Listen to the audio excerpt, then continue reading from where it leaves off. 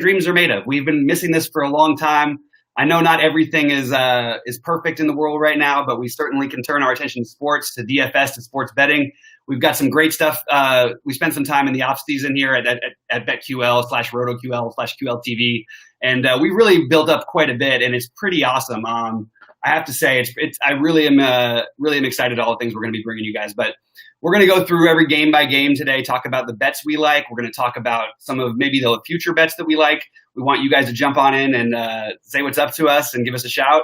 And we want to make this an interactive show. We know we're still in our very early infant stages, so come join us. And there's not too many of us out there right now. So say hello when you're out there, and we'll keep building this thing up. But in the meantime, we're just glad to have you. We're glad to have sports back. And we'll be going through my lineups later, but we're going to start off in just a minute sharing my screen and talking about just each game by game and sort of talking about the general bets and the players I like for DFS, covering both angles, and what we like at BetQL, what I like individually, and what we like together. So it should be a good time. We're happy to have you guys here. I'm going to make sure real quick that I've got you guys called up and I can see the chat over here. So why don't we go ahead and share my screen now? I'm actually going to call up QLTV. There it is. We're just going to take a quick look at basically, what we've got going for today. We've got 3 free games today, so we'll be getting into that in just a minute. I'm going to make sure again to be following on the other QLTV channel, so I can make sure to get your guys' comments as you do enter the chat room. But it's really exciting. Also, feel free, by the way, to throw in any hot takes you have. There's a lot out there right now that's just very unknown about this season. I've got some pretty strong hot takes overall about the season that I'm going to get into in just a minute. None bigger than I believe everyone's going to play like this is a playoff push. You're going to have teams playing like the Rays do, sacrificing people over, trying to squeak out little wins, pinch hitting left and right, throwing pitchers, 4 different pitchers out for 1 full inning. It's going to be treated very differently than what we've seen. Starting pitchers aren't stretched out, so you're paying up for pitcher in DFS is not exactly a logical thing to do. So there's a lot of things going on with it, but we'll get into it. Than what we've seen. Starting pitchers aren't stretched out, so it'll be gone in just a second. Anyway, this is basically where we're at right now. I'm trying to see my own screen here, and I for some reason was just juggling, and I messed up a little bit there. But you can see we have as a 3-star bet the Reds over the Tigers today. That's an early one, so that's one you got to get in that one pretty soon. Actually, it's just before the main slate, so it's actually 3:10 Pacific. I thought that was 3:10 Eastern for a second. We've got this is a game I haven't touched for DFS because it's not on that slate for me. I would bet the Reds all day here. I'm actually, it's a 3-star bet, which you can see right here. We've got some, Cincinnati at minus 175, which is minus 10 from the difference of the current line. So basically, we just have the Reds as a little bit more of a favorite than they are. If that was at 20 or 30, you might see a 4-star bet. Actually, it might be a little bit higher. But it's still a solid bet. You can see the money line trending. We have all these cool things that I haven't actually spent, all my time going through on BetQL, but I've gotten more familiar with it certainly than I was before. You can see we're going to look at just a second. We're going to take a look at some of the sharp bets for today that we can show you. And again, we should have it for those 3 games and see where that money is going. So should have that called up for you in just a second. It's loading it real quick. You can see the sharp money going on the Phillies and over the Marlins, and 40% sharp bet there on the money line. That makes a lot of sense to me. Certainly, look, I'm giving the general stuff. We'll go game by game, but I just want to give out the free stuff first so we can, get to all the other stuff. The other one, we've got here, obviously, the Brewers and Cubs. Not an incredibly strong hot take either direction. 25% on the money line for the Cubs against the home game. It's just, I would probably stay away from that one myself from a straight betting angle. But I do like this Reds bet over the Tigers. That's one I would definitely make myself if I wasn't on air right now. Maybe I'll even throw it in afterwards, but it's just a lot of stuff going on today. It's hard to keep track of all the bets that I'm making already. So not trying to spread out too much, but this is definitely one I can get behind. And again, you can see it's not a ton of the sharp money on it, but you do have the public money going that way. And we mentioned that we have the game that we think the Reds should be a little bit of a bigger favorite right there. So let's just go game by game. Let's just talk this out and start, real quick. Again, this game starts very shortly, so we should talk about it really quick. But the Braves and Mets today, it's it's a game I would personally stay away from. Again, we can't give away all the free information here. I just think that the Mets are a solid favorite. I like the Mets. I love the lineup of the Braves. I actually wouldn't play DeGrom in any format today if I was playing DFS on this slate because that Braves lineup scares me a bit. But I just think it's a stay away for me personally. And we're going to breeze through these first ones because they're not on the main slate for DFS, and they're not games that I'm personally all that excited by. We already talked about the Tigers Reds. I like that bet straight away for the Reds. I like it money line. I like it. Actually, I would just make it a money line bet and give it up. That's probably the way that I would go about it. We've also got Toronto and Tampa. This is a sort of an unknown-ish spot. I think I could see why Tampa would be a favorite, but I would sort of stay away. I sort of like the idea of maybe taking a shot that Ryu just has a good game. If I was going to bet at all, I would bet on the Blue Jays on the money line and just hope Ryu has a good one out there. And we saw him dominate for 25 consecutive games last year. So why couldn't he start off the season with a little something like that? So that's sort of where I feel about that. Those are just some quick ones, guys. I remember when you come on in the chat, say what's up, say hello. I'm gonna just say hello when you guys do get in here. When you get in, and I'm going to make sure that I step this out on my Twitter because that's part of the problem. Is if I don't tweet this out early enough, it's kind of hard to get out there. So here we go. Let's get this together real quick. All right. So another thing that I noticed about just sort of general things from what you saw last night with the Dodgers and the Yankee game, you could sort of tell that the pitchers are not going to be extended. Like Dustin May, even though he's just been set up for a different kind of role, and it kind of makes me worry a little bit about Stripling, a guy I liked in DFS tonight at 7,900 on DraftKings. But there could always be this 3 or 4 innings. You saw Cueto last night be very effective for 4 innings, and they pull him. It's just a different game, man. It's just a different world right now. So I think we have to try and value pitching less. That's just an overall concept that you're going to hear throughout DFS. And it's making me, we'll get to the games in a minute, but it's making me have interest in a guy in Tommy Malone, who's 4K on DraftKings, just as a ridiculous price. So you can just sort of see how this general strategy, I'm trying to apply it. We'll get into my lineups in a little bit, and I'll actually share them with you. But for right now, we'll stick to the straight bets and sort of talk generally about what we like using BetQL on our little new QL TV package. So we're going to jump over here to a game that I think is really interesting for DFS and interesting in general. It's the Marlins and Phillies. The Phillies, you got it basically as a really, a heavy -200 favorite against the Marlins. We have this, up here as one of our games. It's a 1-star bet. I don't, for the Phillies, I would probably just not touch this one. You see, we've got it just a little bit different at -200 versus the -195 that it's out there. You can get it at in Vegas or anywhere that you're betting. But I would just recommend you stay away from this. I don't think betting on these early baseball games without any real conviction there's a huge edge, especially giving up all those. I mean, I guess you could say the Phillies should probably be more of a favorite, which is sort of what BetQL has. But I would even think that you could argue they could be a 2.5 to 1 favorite here. But I don't know. It's an interdivision game. These guys are pretty familiar with each other. I just think it's better to stay away. But for DFS purposes, I want to get into it. And I don't think I'm going to be able to actually jump over to my other screen right now, but I want to just say that I will be stacking a lot of the Phillies today. There's some guys in particular that I want to mention. Let me see real quick, actually, if I can just share my other window. You know what? I'm actually going to just leave this for right now because I think that we got it. We'll just stick with the BetQL for right now. I'll talk over my lineups. I love the Phillies' potential stack here today. All the pitchers are sort of adequate. Even Alcantara is not a terrible pitcher. It's a lousy bullpen. I don't know how much how much extension he's going to get. The Phillies it's a good ballpark, good hitting environment.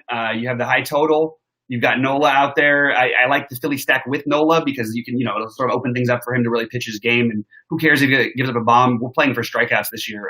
We always are, but we're really playing for it this year.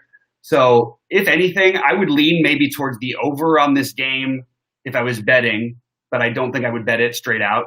And I would lean towards betting Nola in the Philly stack. Just don't want to lay the -195 to bet on Philly. So that's sort of where I'm at. But I do think it's really interesting, from a stacking standpoint, you could stack this Philly team so many different ways. You've got, the guys who I've highlighted on my list, and I'll just read them off to you for my ownership projections because want to give you the exact information that I've got. Jay Bruce would be the second most popular for me. Bryce would be number one. Then you would have it would be sort of a tie between McCutchen. I would have Real Muto a little bit further down just because he's kind of high priced on DraftKings, but at the same time, the ownership should be lower. But it's a big slate, not too worried about ownership in general. I love Didi.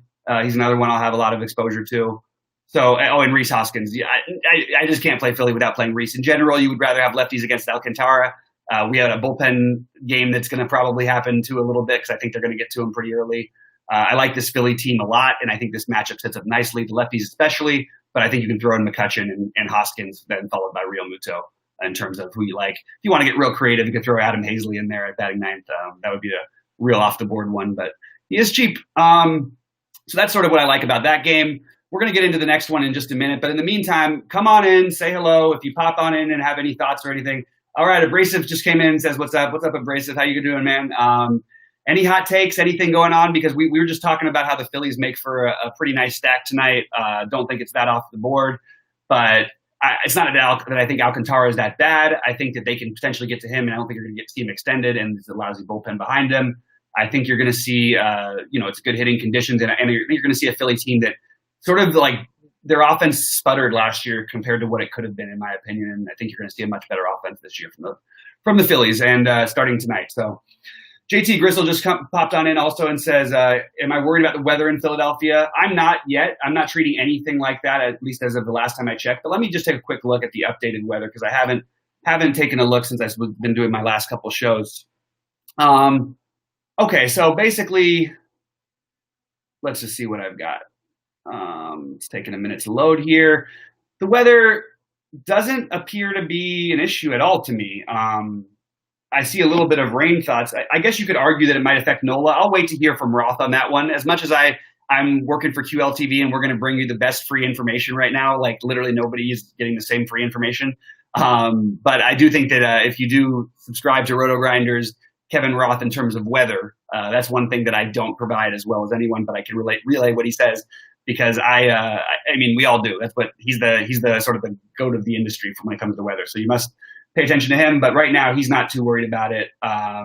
Potentially could be some issues later, but doesn't seem to be much of an issue. Certainly doesn't seem to be an issue for hitters at the moment. Obviously things can change, but for right now, 4 hours out, I think we're in pretty good shape.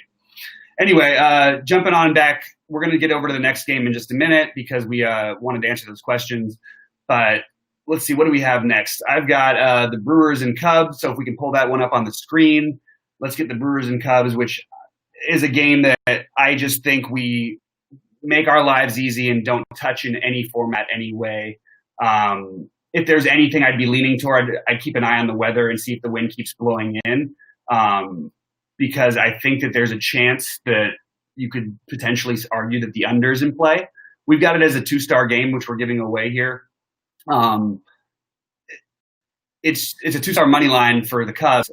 I'm okay with it. I don't feel strongly. Again, a division game, similar-ish pitchers, good bullpens, reasonably better one on Milwaukee side probably. It's close. Just not going to go there in any real format. Might sprinkle a guy in here or there from on a lineup or two on 150 lineups and DraftKings, but certainly doesn't make sense to me to bet from a outright standpoint. And look, we're getting, this sort of same type of thing. We got a 2-star, nothing special. You know what I mean? The Cubs we think should be a little bit of more of a favorite. I would probably agree with that. Just, I don't know. They're at home, even though we don't know what home field advantage really means anymore. That's something we could probably look to attack this year, but I don't see it glaring to me about a home favorite that sticks out as being too much of a favorite yet. But something we can keep an eye on for sure going forward. Again, want to remind you guys to like and subscribe to make sure you're on, on this channel. We want to make sure that we build this out. We're going to have hundreds of people eventually. I'll always remember the names who were there at the beginning, so make sure to ask your questions, get your thoughts in now. I love your guys' takes also as well. Also, I'm aware that a lot of you guys are established DFS players as well as sports bettors, so we can offer a lot to each other. And I'm bringing a lot from the DFS perspective, and BetQL's got us covered on the sports betting perspective. But I have been doing a lot more sports betting successfully since I've been with the BetQL team. So certainly worth noting. Anyway, Abrasive says he doesn't know if it's a hot take, but he hasn't looked at ownership yet. You like Luplow. I love Luplow. That's one of my favorite lineups tonight is the Indians. I love Luplow. The problem I'm having is that if I'm going to play the Indians, and I'm playing them a little more on FanDuel, to be honest, but I think that Lindor is my priority. Ramirez will be on any of those stacks pretty much. I love Santana against lefties. And then I really love Framil Reyes, which makes it hard to get Luplow in on my FanDuel lineups. But you could argue Luplow over Reyes. I like Reyes quite a bit. I think they're both excellent plays. So I like the Cleveland stack. I'm all aboard. We'll get into that game in a little bit. But for right now, I'm just going to go back to the game by game. It's actually the next one we've got coming up. So we can actually jump on over there and put it up on the screen if you don't mind, because that would be actually a good one to talk through. So you have an interesting situation here. Danny Duffy has had, there's some experience here. There's some BVP stuff. You guys can look it up. Doesn't need to get into all the details, but from a straight betting perspective, Cleveland minus 210. I just don't like betting teams minus 2 anything. In baseball, I just feel like the game's got too much variance. But I think that Cleveland will win this game easily, and I like Bieber combined with the Cleveland stack. So let's talk about Cleveland hitters. The one you want the most is Lindor, in my opinion. Love him at shortstop. He's my favorite, followed by Corey Seager at shortstop on the entire slate at any price. I love Jose Ramirez. And then we talked about the other guys, Luplow, Reyes. Basically 1 through 7 is what you want to stack, and you want to focus, in my opinion, basically it's almost like in that order of how I like them. Like it's really close. So I pretty much like the entire Cleveland lineup 1 through 7. They are one of my 6 stacks today. There are 6 stacks that I will be playing parts of today, and I will be combining them a million different ways, and that is one of my 6 stacks. From a straight out right betting, like I said, I don't really want to touch any part of it. I think you could make an argument on maybe taking a shot just on the Royals and, Duffy, hoping that he has that weird thing where every now and then he goes out and pitches like 6 innings and strikes out 10 guys and gives up like 1 hit. But that's not really a logical way of betting, and I'm just going to leave this game alone personally. Don't really have any interest in touching it. So I think it's a great DFS game. Bieber, Indians, really interested in me. And the Royals, don't mind any one-offs from the obvious suspects, Merrifield, Soler, but just not going to do it today. Just don't see the reason on an opening day slate. Doesn't tickle my fancy, as some would say. Let's jump over to the next one. We've got the Orioles and Red Sox. Another one that's going to be popular for DFS. I'm going to take a little bit of a different approach to this game. We'll see how much he ends up getting owned. But we've got Tommy Malone making the start here, who is priced as a reliever. He doesn't have to do much. He's 4K on DraftKings, people. Nathan Eovaldi doesn't have to do much. He's 7,100 against an awful Baltimore Orioles lineup. We don't know how much we're going to get from anybody. Maybe taking some shots on these cheap guys, just taking all the bats we want. Just saying, the problem is some of the bats you want are on that Red Sox team, because I definitely have some interest. They're one of my 6 stacks also. So I like them more as a mini stack, and I like their stacking concept and in run total more than I like it in actuality, because I'm not in love with these names except for JD Martinez and I guess Devers, but he's so expensive. You could do it. It's just it's probably my 6th favorite of the stacks. It makes sense. Great hitting weather, great park. Malone pitching. I think he limits the damage enough. I think that we can get away with playing him in DFS. I would take a shot and bet Baltimore to win this game straight outright from a straight sports betting perspective. I can't give away what we have at BetQL, but that is the way that I would play this one personally. I really, I think there's a lot of variance in this one, and I don't think we just lock up the Red Sox to win at home. There's no fans there. It's not the same. It's just this is the spot where we don't know what to expect. They're division teams. You're getting more than 2-1. I don't like the lineup. There's a few bats I like. Santander I like. But I don't know, man. I actually think it's not a bad bet, personally. Eovaldi has got enough questions to where he could shine or he could be awful. I think he's an interesting off-the-board play for DFS. But again, Malone at 4,000 is probably going to be in like 25% of my lineups, which is making me nervous that 25% of money is being lit on fire tonight, which would put me at up against it. But if he's good, if he puts up like 13 or 14 fantasy points, not even that good, you might be looking at a guy who's got all the best players in the world in his lineup, and if they produce, hopefully you'll see me at the top of the leaderboards tonight. I'm going to jump back into the chat, see if I've missed anything. Looks like there's been a few things over there. Oh, Domingo Santana is another one Abrasive mentioned that I like quite a bit. Haven't thought about, I don't know the Ultra Chalk J. Thoughts on fading the Ultra Chalk. How much Ultra Chalk are we talking about, JT Gristle? Because I don't see anybody being as crazy. He might be one of the chalkiest hitters, but like he is one of the best statistical matchups. If you want to pivot, who's a higher, more expensive guy, but a similar lefty crusher, and he's more expensive, but probably a little better, not a better matchup, but a better team scoring situation, at least in my opinion, would be Springer for Houston. But I don't know. I think there's a lot of other guys you can play instead of JD. I certainly don't think there's anything wrong with fading JD on this slate. Absolutely no problem with it. He walks enough, plenty of reason. More than likely 30% in single entry. Oh, in single entries, that makes a little bit of sense. So in single entry, yeah, I think you can go ahead and just fade it. Again, he's one of my favorite overall plays on the slate, but I have so many different differentiating plays. I don't really need to worry about it.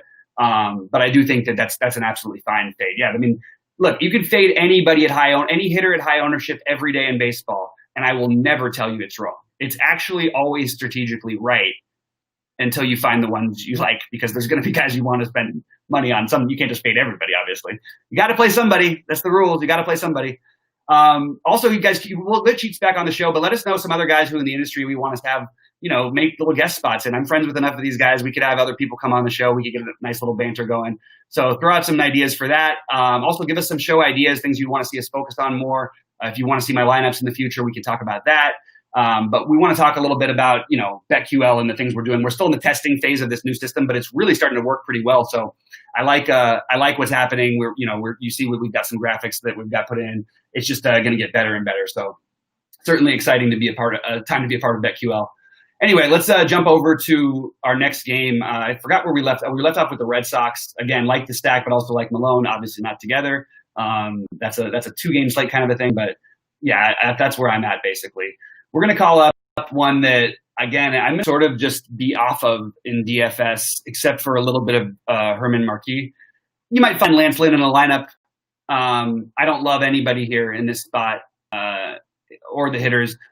Maybe you'll see an Odor here and there. He's cheap, like the power upside for the lefties versus Lynn, maybe. I'm sorry, versus Lynn and versus Marquis. On the Rocky side, certainly nothing wrong with Blackman or Arenado. It's great hitting weather. It's not Colorado, but it's great hitting weather. And we've got it here at BetQL as a 40% sharp bet on the money's on the Rockies here. I kind of like this. I'm not the biggest Lance Lynn fan in the world, so I like the Rockies to win. If you like the Rockies, I think that you want to think about Marquez, however you want to pronounce it. Sure, it's scary a little bit in that heat. And honestly, the total is low for a game with that heat. I like the Rockies I think the Rockies are the bet in this game. I like that call. I think this is we have the sharp money information and they snuck it up there for BetQL. I can get behind that. I think the Rockies as a solid outright bet makes sense. I think you can use the lefties. Dahl, probably not interested in McMahon, but Blackman certainly is more interesting. Arenado probably wait for another slate. He's expensive, and it's not like a good matchup for a righty. Lynn has been very good against righties, even when he's been a bad pitcher in the past. He's just really struggled against lefties, and last year improved greatly against lefties, but still just about average. Not a place we need to go crazy on today, in my opinion. I do have some takes on this next game, which I think we're going to have some, for both from a betting standpoint and from a outright. Well, from a betting standpoint, I think that it's really strange because my initial thing with these offenses would be to want to take over, and then if I look at the pitchers, you'd want to take the under. I think Giolito is more the real deal than maybe other people do. I also think this Twins lineup may end up being the best lineup in baseball or the second best lineup in baseball. I like them 1 through 9. I like Sano batting 8th. They're one of my, maybe they'll be an 8% stack, and I'll also have like 20% Giolito. Baseball has high variance. You have to try and play the angles. This Twins team is a team you should stack almost every night, especially against teams with bad bullpens when the starters may not go too long. So that's sort of what we got here. Again, I think you prefer the lefties. Maybe you take Kepler and Rosario. I prefer Rosario a little bit, but I personally just go Sano. Also, even batting 8th, I don't care. He's coming back. Nelson Cruz, obviously. Mitch Garver's really high price. Keep people off of him, but it's a tough matchup. I don't really want to go crazy with it, but I do think having a little bit of stack equity, maybe 3-man stacks or 4-man stacks, certainly makes some sense. And even getting a 5-man stack in there in case things do get off a little bit early for Giolito and you have to face this White Sox bullpen, which is where I think there's going to be a little bit more question marks. We don't know. It's hard to even rate bullpens yet because we really don't know what people are come up with in the offseason. But certainly, not going to go the White Sox route. I don't mind like Moncada. Any of the one-offs are fine. I like the lineup, but not going to stack against Berrios, another guy who's just another good pitcher. While Giolito has more upside, though, I would definitely play Giolito over Berrios. I feel like Berrios is more likely to limit. Even though the White Sox are better, I think the Minnesota Twins, again, are just a better lineup. So that's just sort of where I'm at.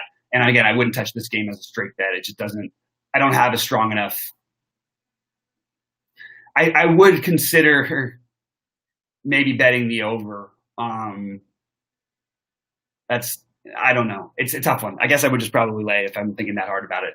So let's move on to the Pirates and Cardinals. Kind of an interesting lower total game. Best play on DraftKings, in my opinion, at pitcher, Jack Flaherty. I don't really know how you argue anyone else. You got the low total for 3.29 for the Pirates. I think you got it right out here. Pirates at Cardinals over 8 runs is a 46% sharp bet. Interesting. I like it because it's such a low total that I think that makes sense in a pretty good hitting weather. So that's just naturally what makes you want to go there. But you have 2 pretty good pitchers out there. 8 does seem like a low total. I'm okay with going over. I would leave it alone personally because I like both pitchers. I like Flaherty a ton. He's going to be popular. I like Musgrove. I think should be less popular, but probably will have some ownership because of his price. Definitely both in my player pool. On the offenses, you can get Colin Moran batting 5th at 2,900 with a little power upside. He's playing first base, loaded position. Not probably going to go there. On the Cardinals side, I like Wong. I like the price on everybody. Goldschmidt. There's a path. I don't like them as a stack, but I don't mind getting 1 or 2. Molina. I like Matt Carpenter. So I don't mind any of those things. I just don't think you want to fully stack here, but I don't mind a little mini stack. And certainly if you're considering a mini stack, you certainly should take the over on a game that's 8 total. So I don't mind that route at all. Definitely could see this being betting on the over. All right, let's jump over to the next one. We have Diamondbacks at Padres. It's also an 8 over. Over under is also 8 here. We have San Diego minus 150. I am sort of on board with, if it was me, I would bet the over 100% here. And I like Paddock. So what does that tell you? I just don't. I always have felt Bumgarner's been overrated, and I think this is the kind of lineup that could give him some trouble. So there's a lot of good righties in there, and a lot of righties who aren't that good that hit lefties pretty good. So we got, basically I think your priority play would be Machado. I'm not going to go crazy with their lineup, but I don't mind like a little mini stack. Machado, Myers. Basically, you can put anybody in there except for Hosmer probably because that power has gone away. But I don't really want to go crazy with it. I just don't. Oh, I'm sorry. I forgot the obvious one. Reyes. Not Reyes. Tatis, excuse me. Franmil Reyes from last year when he was there. Yeah. Sorry, my head is spinning. I've been up since 5 a.m. studying baseball, guys, so it's a lot of stuff going on. But basically, I think this is a game where I would bet the Padres, except for I think the odds are a little bit shaky enough to where I probably would leave it. But I think Padres are going to win this game. And I really like the over as a bet, even though I do like Paddock for DFS. A little worried about how long a leash, but did throw 87 pitches, I believe, in a simulation game or something the other day. I think I read, so I feel like he might have a little bit of a leash. Going to check into, we got some people in chat just talking a little bit. I'm going to just take a quick look over what they're talking about. Money says Giolito's trash. He's really not trash, man. I promise you he's going to be good, but I don't know that he'll be good tonight, so I don't mind. K9 Bronco, what's up, buddy? Happy baseball day. We're back. Yes, it's great to have the old guys coming back into the chat room. Who else we got over here? Taking a quick look up there. Pretty much we're on the same page for most of these things, I think. Yeah. Except for Abrasives on the Rockies. I am not on the Rockies, but I do like the individual 1 or 2 guys. One guy. No, that's not true. One guy here and there. One of the lefties, I would say, here and there. But I don't think I'm going to stack them, even though the weather does look fitting for a stack. I'll tell you that. We'll get over to the next game in just a minute. But again, guys, please give us a like and make sure you're subscribing to QLTV, excuse me. And also, jump on into chat and tell us some of the things that you think. Give us another hot take about tonight, or a golf hot take, by the way. We've got a cut sweat coming up.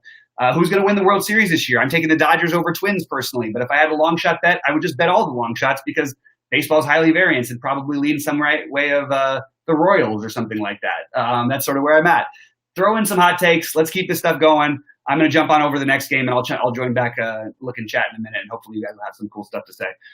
All right, let's move on to the next one, which is the Mariners and Astros, one of the best games for DFS on the slate, in my opinion. So this is the question, right? Can we afford to pay for Justin Verlander? Okay. This is, Justin Verlander, for one thing, changed his pitch type in the offseason, his release point, so he can try and pitch longer into his career. It's a really important thing. Probably going to lower his strikeouts, should raise the home runs, but it's hard to imagine him giving up more home runs than he did last year. So he basically only gave up home runs. He didn't give up hits. Obviously not going to play anybody from Seattle with the exception of maybe like a Vogel song or two, just because he's probably going to connect with one. Yeah, it's an Astros stack and some Verlander. Even with all that said, like, it's only if you can get him. If you want to play him with like Malone, for example, you're going to have plenty of money to spend anyway. They're still the highest upside on the board. Probably a top 6 of pitchers who I expect to go long. But if he's trying to extend his career and this is a weird situation and he's probably not stretched out fully, still probably not going much above 90. Is that enough to maybe get 10, 11 Ks like a little Scherzer from last night, but maybe not give up a runner, only give up a run or two? I think we could see that. So I think he's definitely a guy you can't cross off, probably going to be a little ahead or near the field on him, but not my favorite thing to do is spend up a pitcher. It's just I can afford to today if I play Malone. So that's basically why I can do it. I can also find a few cheap stacks that I like, one of which we'll get to in a little bit. But as far as a game goes, I don't see how you could bet a team minus 290 in baseball.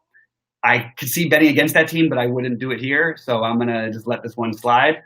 And I think that you're just playing the Astros stack, Springer being number 1, Bregman number 2, Altuve number 3. I like Brantley for stacks. He's a little bit a lefty. He doesn't bother him at all. Gonzalez is a good pitcher, like a good real-life pitcher, but there's not a lot of really bad pitchers on this. It's basically like an opening day slate. So you're not going to get like non-aces. So I think you're going to get a good spot here. Definitely a shaky bullpen. Or at least a question mark bullpen. I'll put it that way. It's too early to call anyone shaky. But also, you throw in that extra weird factor, and I know people are going to talk about this. How many hit batters in the game tonight? I'm going to bet there's 2 or 3. I don't think Marco Gonzalez is going to come in and hunt them. I think it might come more later in the game than anything else. But this is a division team. If you add that, it should up your upside a little bit. If you know your team's going to get an extra couple guys on base for the game, it can only move things along. It certainly can't be a bad thing. So. You'd rather your guys don't get hit, I guess, would be the argument. So Bregman and Altuve most likely to get hit probably. Maybe you lose a little value outside of maybe playing them in a stack because of the situation, if that makes sense to you. If it doesn't, let me know in chat because I think it makes perfect sense. I just not really sure if it sometimes we think different ways or whatever, and then maybe some people who are more newer to this don't do. But honestly, most of you guys are really sharp out there, so I don't think that I'm talking to a lot of dummies. My phone is vibrating like crazy. I can't tell you how exciting it is to be getting like a bunch of like baseball lineups in, and we're going to actually know who's playing soon. I get to finish up my lineups, but Astro stack definitely high on the board for me. And I know I mentioned that again. There's 6 stacks that I'm going to be mixing and matching, and a lot of 3-3s and 4-2s, and some 5-2s, some 5-3s, some 4-3-1s. Like there's just a lot of things I'm going to be doing like that today.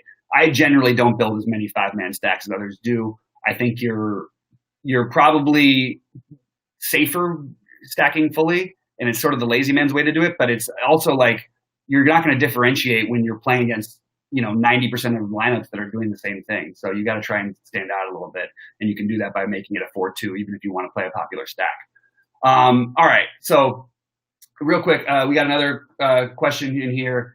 Yelich or Trout or fade both, says JT Gristle. I don't have interest in Yelich. I have a mild interest in Trout, but not really much. That's my answer for that one.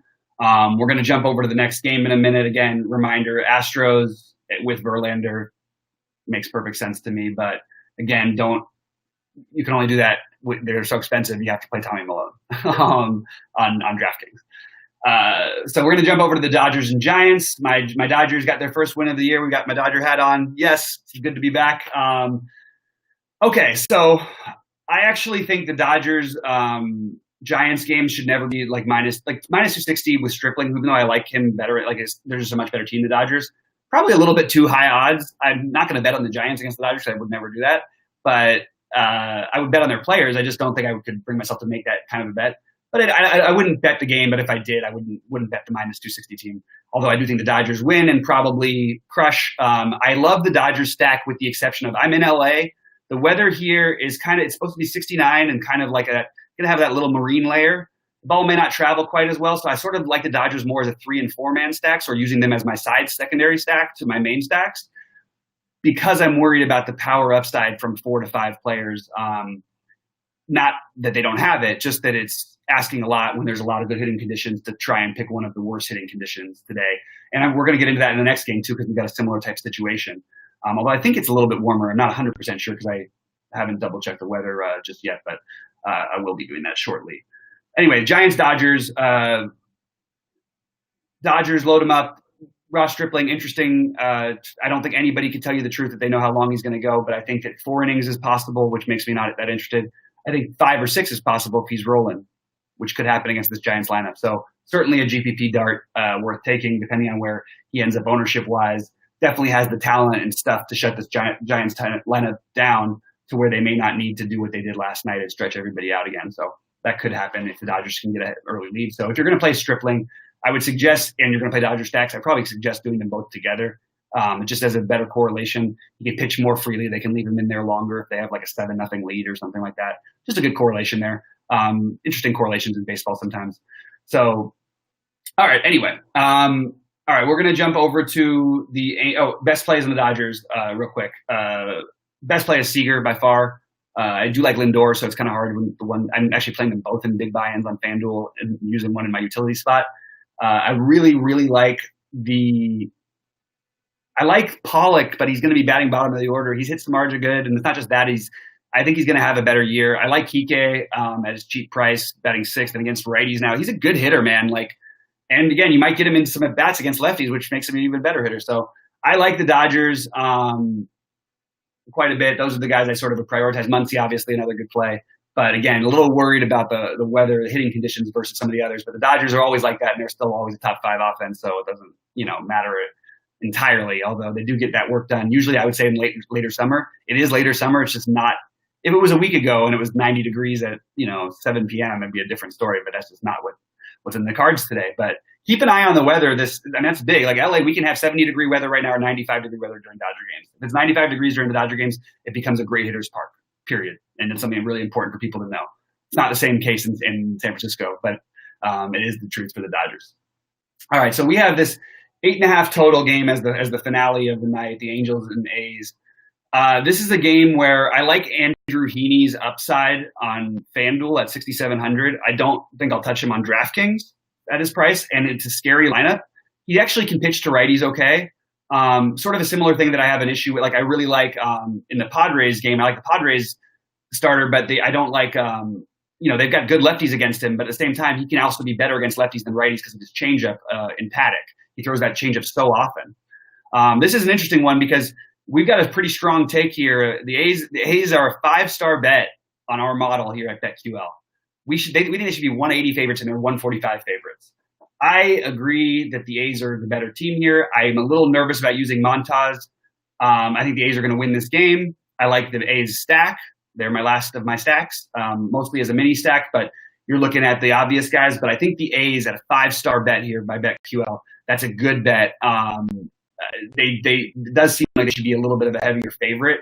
I love the lineup. I think Chris Davis is going to win the MVP this year. I know it sounds nuts, but I think that if he just does what he does every year, at some point go through a 25 home run stretch. He just has to do it all right, starting from the beginning. And he's a late starter, so that kind of sucks. But I'm still betting on my long shot 25 home run Chris Davis year, 20 whatever it is, and he wins by 20%, and he ends up winning the MVP. I know that sounds crazy. My other guy is Ohtani, so in the American League, so I think that's kind of interesting. And Seager's my guy in the National League along with Bellinger, so that's where I'm at on those overall bets. But I really like the bet of Chris Davis winning the MVP. This is like the perfect guy who could win by enough, you know what I mean? Or somebody could hit 400 too this year. That's the other kind of guy you'd want to look at. But 60 games is a very small sample size, and if somebody can hit 25 home runs, it certainly seems like Chris Davis would be the guy, Mr. 42 home runs every year. except for last year. All right. Anyway, Chapman, Pinder, Piscotty, the righties, and then Chapman, and then Olsen. You can use Olsen in your stacks. Olsen has power against lefties. That's what you're playing for the A's stacks. You've got, look, this is a really, really good spot for them on paper against the lefty. But let's keep in mind, we've got Oakland. I'm going to check the weather right now in Oakland. And this is going to be a big deciding, factor in these games is that do you really want to take these guys who are in good individual power spots? Look, it's 85 degrees other places and it's 74 it is in Oakland. Oh my, it's 63 degrees today in Oakland. Okay, I'm making me a little bit nervous. I do love the power upside of these guys, but maybe what I do is make them my 2- and 3-man stacks. And I do agree with the Oakland winning the game, though. It's hard for my Heaney play on FanDuel, but at 6,700, there's just enough upside. I can play Heaney for 5 innings, and they should change the quality starts to 5 innings this year on FanDuel, right? Come on, guys, what are we thinking? Let's get it together. All right, guys, let us know anything else you want to talk about real quick because I'm going to probably get out of here in just a few. We'll have a lot more shows coming to you now that the season's back. I see more people tuning in. Tell us what you like. Tell us what you don't like. Make sure to like and give us a thumbs up. It really means a lot to me. We're bringing this content for free, so as long as you want to keep getting it, let's just let us know that you're here. And, you can go to BetQL right now. Enter MLB is back at 20% off of any subscription. I'm telling you right now, if you bet sports and you don't have a BetQL and RotoQL subscription, particularly BetQL, there's just no reason. It's not going to hurt you anything. This is a company that is well worth it. Absolutely staggering numbers, which I'll get to you on some other shows on the 4- and 5-star bets last year in the NBA, especially I noticed, and really, really can help you become a great sports bettor. And I'm going to help you become a great daily fantasy sports player. So together, we're going to make a lot of money together. And I'm looking forward to a nice, hopefully long baseball and basketball season coming back. And we've got golf going on. All right, guys, that's pretty much all I got for me. I've got to go edit about 5,000 lineups. Anything else before we get out of here that the BetQL people want to say, they want to throw up on the screen that I should mention? Go ahead and do it. I'll give you a minute to do that. Give you guys a quick minute to throw in some more last questions. Get the last few cues in, and we'll leave it about another 2 minutes. We'll stay up here. Oh, Tigers at Reds, under 9 runs, 5-star bet. Get the bet out there right now. The model's projecting a 7.5 run total. That's a really low run total. That's an awesome bet then. That's a run and a half different. That no wonder it's a 5-star bet. Get that bet out there. That's one I would just go ahead and bet blindly just because BetQL tells me to. And I'm okay if it doesn't work out once. I know it's going to work out 70% of the time or 60+% of the time when we got the 5 stars and somewhere in there. I don't know exactly what it is for baseball. I know it's a little really high for basketball, at least in the second half of the year it was.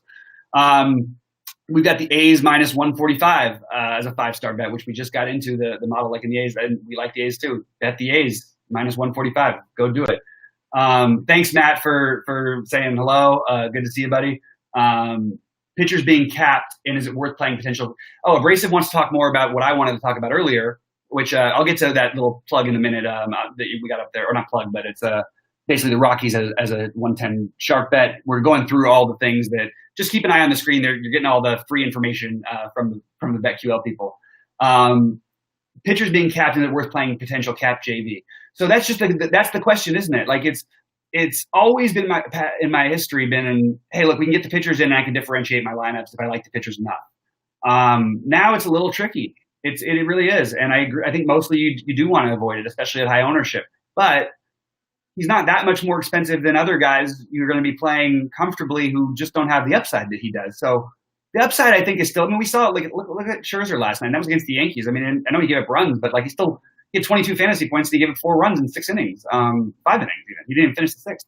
He had 11 Ks. I mean, you could see that kind of performance from JV. Now, it's also a little concerning, though, that he's not going to pitch as many strikeouts this year probably. So I think that logic would dictate that you definitely don't want him in the majority of your lineups, but I certainly would take some shots with him just in hope you get that upside, maybe play him with Tommy Malone. But in general, you do want to worry about pitchers being capped. That is a genuinely great concern. Abrasive, I'm glad you brought that up. Anyway, guys, we're going to get out of here just shortly. Again, this has been great. We'll have a lot more people. Please tell your friends and get on in here, and we'll make it a whole little community. We'll get everybody chatting together, which would be really nice because I love the interactive shows. We'll have Sheets on again soon. We'll have some other guys you want to see. Make sure to get it into chat. send it to Twitter, send it to BetQL app, send it to Bobby Fi on Twitter. Just let us know what you want, and we're going to bring you the best shows in the industry for free. And one more thing we got. Thoughts on Woodruff on DK with Malone. So if you did that, you're just so differentiating. I love it. So go ahead and give it a shot. I mostly am not finding that I need to go all the way to do that, all the way down and probably play a 9K guy with Malone. But, Woodruff's got upside, and Malone doesn't have crazy upside. So, he doesn't really have any upside, but he's got 14, 12 fantasy points that we can hope to get from him. So awesome, guys. Anyway, that's an awesome way to run a tournament lineup. I don't think I would do it in a single entry, JT, but I would definitely run it in a big one.